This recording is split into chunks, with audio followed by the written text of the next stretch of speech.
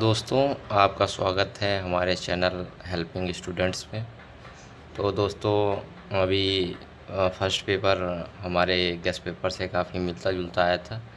आज हम डिस्कस करेंगे सेकंड पेपर, जो कि है हमारा इंटरनेशनल इकोनॉमिक्स। उसमें मैंने कुछ शॉर्ट्स के लिए लिखा है, जो शॉर्ट्स नोट के लिए आएंगे 3 मार्क्स का। तो उसमें मैंने यहाँ पे 7 टॉपिक्स लिए हैं, जिसमें से आप 4 तो मेनली तैयारी कर लीजिएगा मेरे अकॉर्डिंग।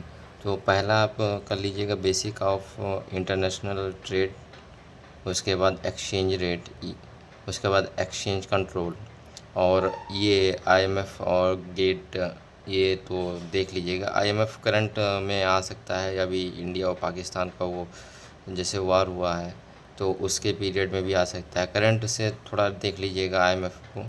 और ये आईएमएफ जो है इसका लॉन्ग में भी आता है, रिलेटेड टू इंडिया मेनली, कैसा है कि इसका क्या है, क्या पॉलिसीज़ हैं।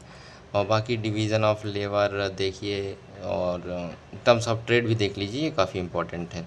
तो अब हम चलते हैं लॉन्ग आंसर की तरफ, और ये सेकंड यूनिट हो जाएगा हमारा। तो इसमें देख लीजिएगा, what do you mean by internal and international trade, यानी कि डोमेस्टिक एंड इंटरनेशनल ट्रेड। इसी में है discuss the comparative cost advantage, ये इस इंटरनेशनल ट्रेड का ही एक पार्ट है। और दो इसका सेकंड क्वेश्चन हो सकता है अपॉर्चुनिटी कॉस्ट को डिस्कस करिए। उसके बाद इसका हावलर थियरी ऑफ ट्रेड देख लीजिएगा।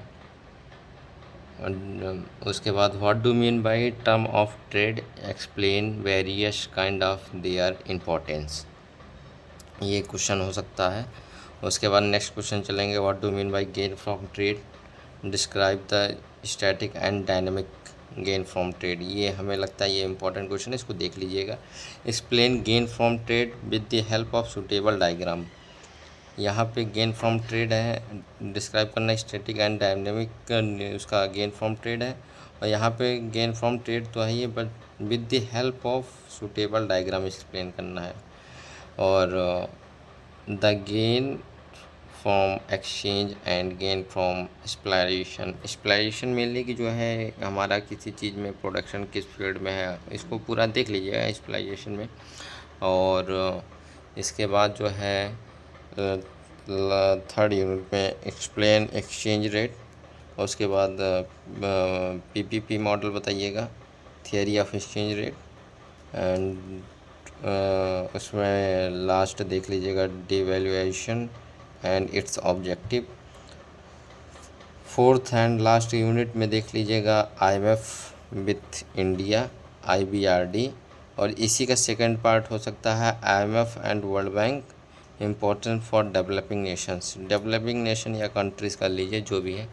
तो दोस्तों, बने रहिए हमारे चैनल पे, और इसी प्रकार से आपको मदद मिलती रहेगी। बहुत बहुत धन्यवाद।